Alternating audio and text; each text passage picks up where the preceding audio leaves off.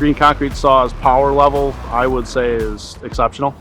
I prefer the power of the MX FUEL green concrete saw. You're able to switch the depth from 1 inch to 1.5 inches just on the fly. There is awesome. It kept up with the 1.5 inch depth.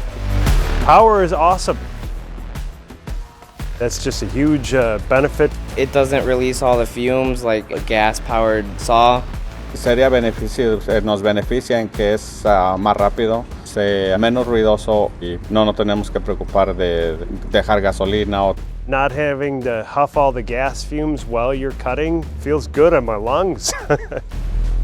The run time on the batteries is perfect. Switched a couple times, but the supercharger charges so fast that there's no lag time in the cutting process. All you really need is the charger and 2 batteries at most. It fits the way we work. The blade changing is surprisingly simple. Hand actuated guide rod, I like that feature. The MX FUEL green concrete saw just has a ton of new features between the LED, less vibration, the adjustable arm height. All these things just make me a more productive guy at the job site. I would gladly take that over any gas-powered unit.